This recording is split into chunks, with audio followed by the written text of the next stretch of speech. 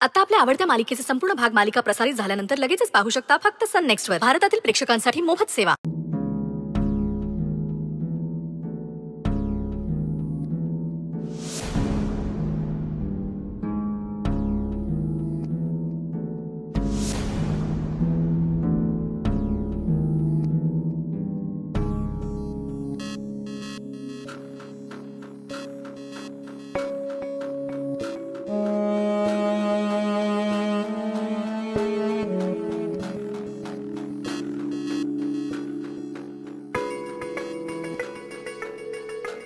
बघितलं का, एकटाच जेवायला बसल्यात मॅडम.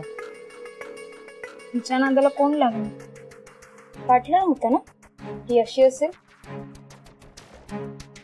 नाहीतर काय, अशा मुलींना ना वाईटच टाकलं पाहिजे. स्वतः तोंड काळं करून येतील आणि आपल्याला मात्र बंधनात टाकतील. आता यांच्यामुळे आपल्यावर बारीक लक्ष राहील सगळ्यांचं.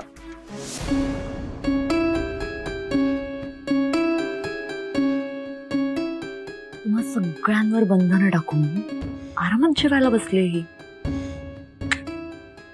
हे काही बरोबर नाही.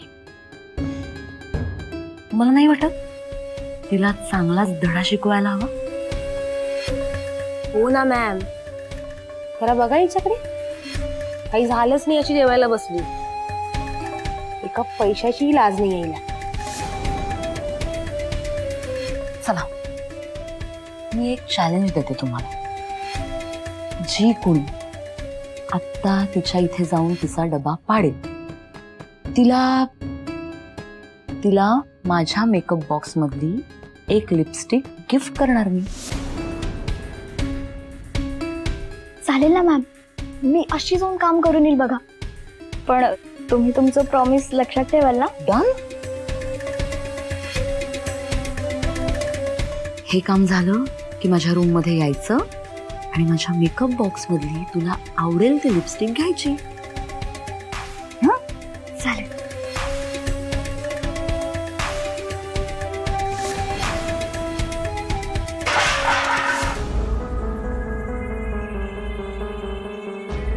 अगं सॉरी स्वानंदी, मी ना ग्लास घ्यायला आले होते.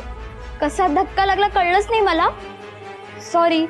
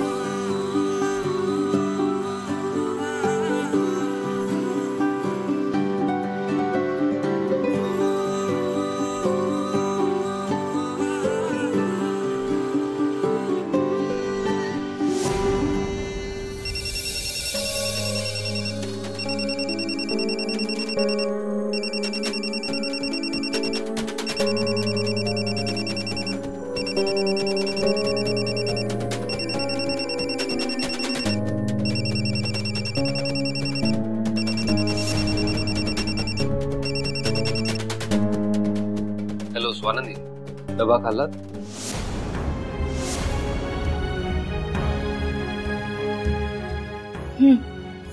आवडला? फक्त नाही म्हणजे छान होतं, टेस्टी होतं, मजा आली असं काहीच नाही. भाजी नाही ना आवडली? नाही नाही, तसं नाही. आवडली, छान होतं, टेस्टी होतं. मी चाटून पुसून खाल्ला डबा. मग फक्त इतकीच प्रतिक्रिया? अच्छा, आलं लक्षात. डबा खाऊन घरची आठवण आली ना? स्वानंदी, असंच असतं. म्हणजे अन्न सगळीकडे सारखंच, पण आपल्या घरी आपल्या माणसाने जर एखादा पदार्थ बनवला तर त्यात प्रेमाची, मायेची चव उतरते. हो ना? खीर तुझ्यासाठी. खरंय मनी साहेब. आता तुम्हाला हे काही विशेष वाटणार नाही, कारण तुम्ही आईच्या हातचं जेवत आलाय. पण मी माझ्यासाठी खूप मोठी गोष्ट आहे स्वानंदी. घरचं जेवण म्हणजे त्या घरच्या जेवणाची चव माझ्या हातात उतरावी म्हणून तरसत होतो मी अक्षरशः. कसं असतं ना की आई असते आपल्याला शिकवायला, तेव्हा आपल्या हातात घरच्या अन्नाचीच नाही तर आईच्या करण्याची चव सुद्धा उतरते. एक प्रकारचा DNA असतो आपल्याला आईशी जोडणारा. माझ्या बाबतीत मग मी आट्टाला भेटलो. मला असं झालं की अशी कशी आपल्या हातात घरच्या अन्नाची चव येत नाही. मग मी एक काम केलं. काय केलं? आमच्या सरपोतदारांच्या घराशेजारी एक खानावळ होती. त्या माऊलीने खानावळ चालवताना कधीच चाल ढकल केलेली मला आठवत नाही. तव्यावर जे काय असेल गरम गरम पोळी भाकरी त्या मायेने आम्हाला ताटात वाढायच्या. मावशींना मूल नव्हतं आणि आम्ही खानावळीत जाणाऱ्या सगळ्या मुलांवर त्या माया करायच्या, प्रेम करायच्या. मी त्यांच्याकडून सगळा स्वयंपाक शिकून घेतला. एक गंमत सांगतो, सिक्रेट आहे, कोणाला सांगू नका. मी खानावळीत त्यांना स्वयंपाक करायला मदत सुद्धा केली. मला आवडायचं. काय सांगताय? हो पण तुम्ही तर सरपोतदार साहेबांच्या घरी राहायचे ना, तिकडच जेवायचे ना. मग हो, पण कधी कधी ते उपकाराचं अन्न घशाखाली उतरायचं नाही. मग काय, मग तडक मावशींची खानावळ गाठायची, 40 रुपयात पोटभर आणि मनभर जेवायचं. सॉरी मनी सर, मी तुमच्या आठवणी जाग्या केल्या ना. अहो सॉरी काय, चालायचंच, आयुष्य आहे. नियतीने दिलेल्या दुःखावर समजुतीची फुंकर मारायला शिकलोय मी. हा बरं, सांगायचा मुद्दा हा की घरच्या जेवणाची चव तुमच्यापर्यंत पोहोचवण्याचा माझा एक छोटा प्रयत्न होता. तुम्हाला आवडली ना चव, झालं तर मग. तुमची काळजी पोहोचली माझ्यापर्यंत. मणी सर, आज खूप दिवसानंतर पोटभर जेवले बरं का. ठेवते हा.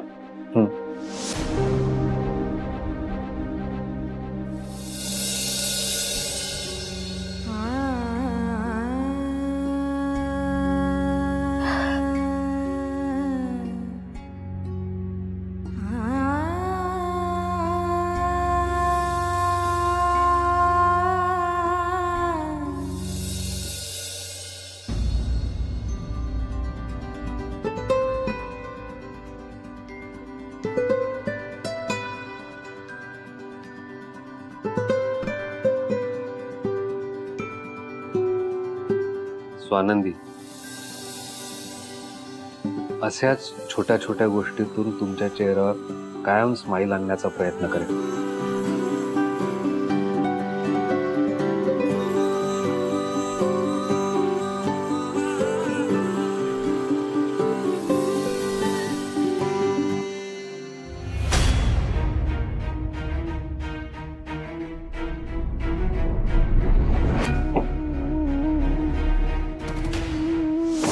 सुजीत, सुजीत, अरे सुजीत, सुजीत, आता या वेळेला कुठे निघाल?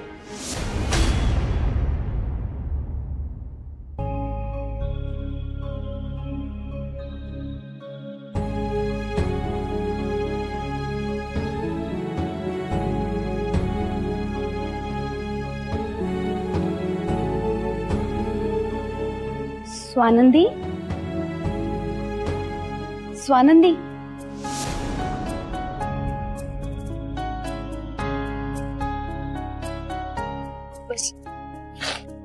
स्वानंदी, काय झालं? तू का रडतेस? काय झालं स्वानंदी? तुझा डब्बा पडला का? चल आपण घेऊयात हवं तर परत. काही नाही. स्वानंदी काय झालं, जॉब नाही मिळाला का तुला? अगं मिळेल तुला दुसरा जॉब स्वानंदी, मला खात्री आहे. मिळेल काहीतरी.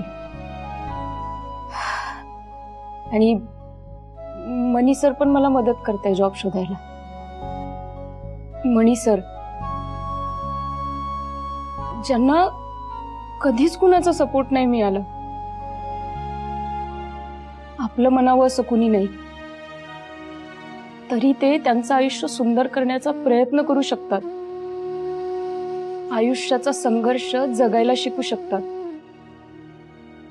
मग माझ्याकडे तर तू आहे, माझी ताईडी आहे, मनी सर आहेत. मी करेन काहीतरी.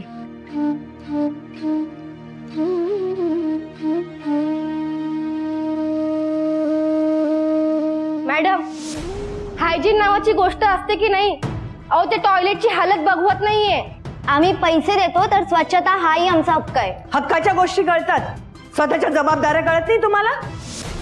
प्रत्येक मुलीने स्वतःची स्वच्छता केली तर ही वेळच येणार नाही. पण नाही, तुम्हाला काम करायलाच नको ना, ऐकता हवंय सगळं. प्रत्येक कामाला नोकर कशाला हवाय तुम्हाला? एक्सक्यूज मी मॅम, बरोबर बोलतात या मुली, काहीच चुकीचं नाहीये. आणि मी इथे आल्यापासून बघतेय, इथे या लॉबीमध्ये, आमच्या रूम्स मध्ये, गेस्ट रूम्स मध्ये, लायब्ररीमध्ये सुद्धा नुसता कचरा साठलेला आहे.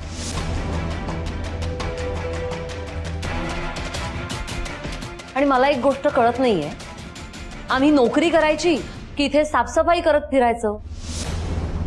हे सगळं करायला कुणीतरी असायला हवं ना. होत्या आमच्याकडे स्वच्छता करण्यासाठी मावशी होत्या, पण या मुलींनी त्यांना सारखं काम सांगून सांगून त्या हैराण झाल्या आणि सोडून गेल्या. 6 महिन्यामध्ये 4 मावश्या गेल्यात काम सोडून. या मुली स्वतःच्या केसांची गुंतवण सुद्धा बाहेर टाकू शकत नाही. शेवटी स्वच्छता करणारी सुद्धा माणसंच आहेत ना, किती करायचं त्यांनी? मग मॅडम, त्यांचं कामच आहे ना ते. पगार घेतात ना त्या. पगार देतो याचा अर्थ असा नाही की ती वाटेल ती घाण काढतील. माणुसकी नावाची काही गोष्ट आहे की नाही? आणि तुम्हाला काय वाटतं, हा असा आरडाओरडा केल्याने मावशी मिळतील आपल्याला? एवढ्या मोठ्या हॉस्टेलमध्ये स्वच्छतेसाठी बाई मिळणं लगेच कठीण आहे. मी प्रयत्न करतेय, 2-4 दिवसात मिळतील. हे बघा मॅडम, ते आम्हाला काही माहित नाही. आम्हाला स्वच्छतेसाठी लवकरात लवकर बाई हवी आहे. काय ग, बोला ना. हो मॅडम, नेहमी नाही करत बसणार मॅडम. मॅडम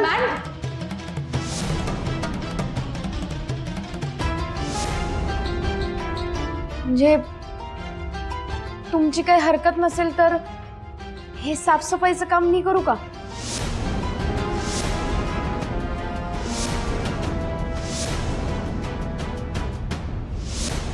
स्वानंदी, काय, कशाला?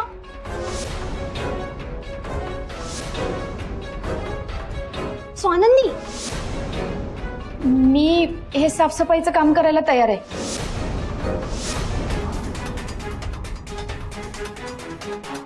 त्या ना मॅडम हिला हे काम. नाही तरी हिला अशा घाणेरड्या कामांची सवय आहेच.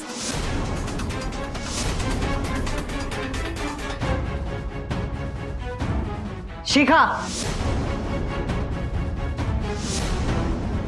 स्वानंदी, 4-5 दिवसामध्ये एखादी बाई मिळेल. मी एजन्सीशी बोलले, तसं तू नको या कामात हात घालू. हो मॅडम. अहो त्यात काय एवढं, म्हणजे हे हॉस्टेल माझ्यासाठी घरासारखंच आहे की नाही?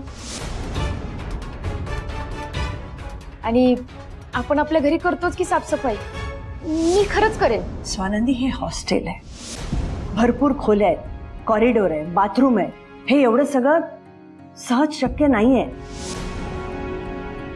आणि या मुलींकडनं तू कामाची मदतीची अपेक्षा करूच शकत नाहीस. हो मॅडम, मी यांच्याकडनं अपेक्षा करतच नाही. खरं तर त्या ऑफिसला जातील, रात्री दमून येतील, त्यांच्यानी नाही होणार. मी एकटीच करते, खरंच करते. स्वानंदी, मला हे पटत नाहीये. तरी पण तू म्हणत असशील तर, पण या कामासाठी तेवढा पगार नाहीये. हो मॅडम, आता तर मला काहीच पगार नाहीये ना. त्यापेक्षा हे बरं आहे की. आणि त्याला काय म्हणतात, समथिंग इज बेटर दॅन काही बी नथिंग. चला मॅडम, हो तिला फायनली तिची लायकी कळलीये आणि करू दे ना त्या तिच्या आवडीचं काम. तुम्ही कशाला अडवताय? नाहीतरी गावठीचे. आगाऊपणा पुरे, नाहीतर हे काम तुम्हाला करायला लावेन.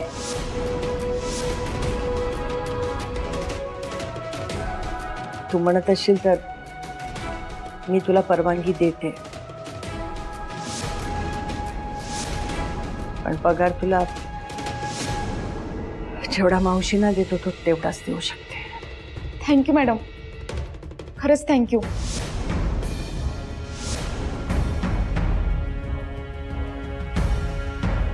पुन्हा एकदा विचार कर. मॅडम, मी केलाय विचार. मी हे काम करणार म्हणजे करणार. ठीक आहे. रात्र खूप झाली आहे, सकाळी कामाला लाग.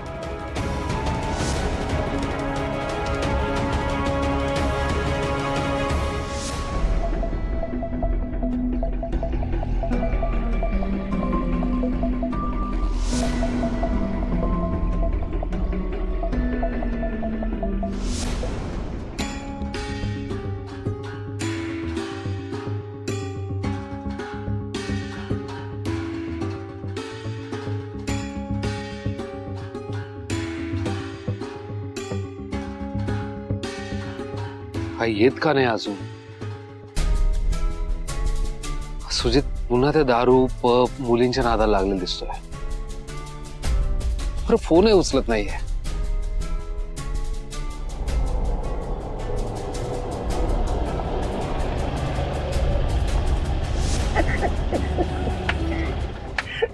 तू खरं बोलले.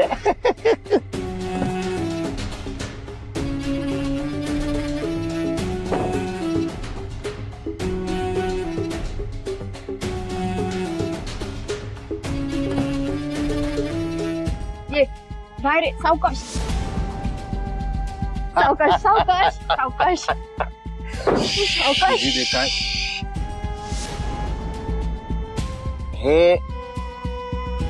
हे घर नाहीये, तुरुंग आहे, तुरुंग.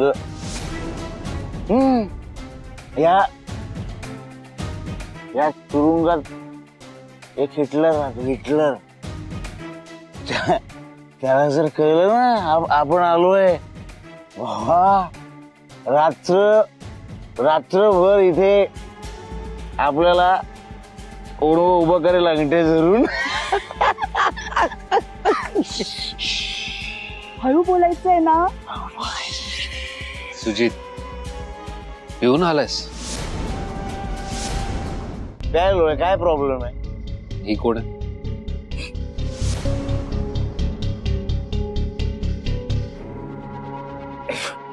ही तुझं नाव काय? बसंती?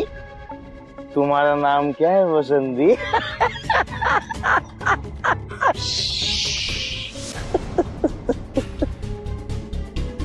तुला आत्ता बाईसाहेबांनी किंवा साहेबांनी या अवस्थेत बघितलं तर काय तमाशा होईल माहिती नाही तुला. काय होणार आहे? काही नाही होणार. म्हणून तर हिला रात्रीच्या अंधारात घेऊन आलोय मी. सकाळ झाली की तू गुपचूप निघून जा, नाही तर हिटलर माया, तू फक्त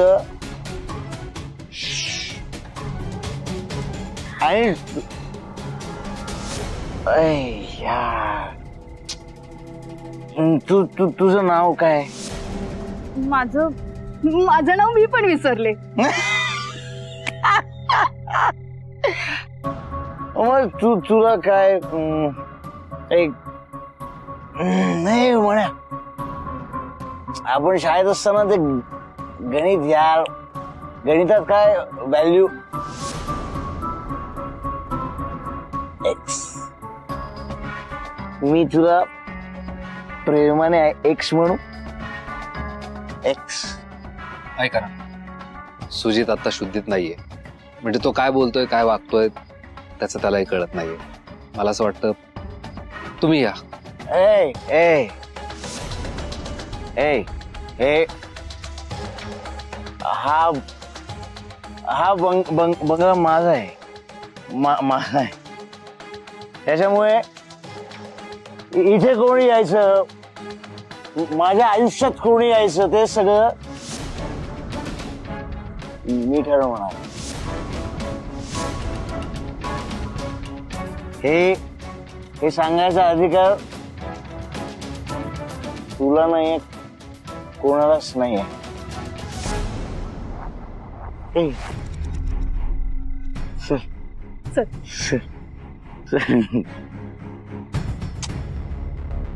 हा मण्या बी जेंटलमॅन प्लीज.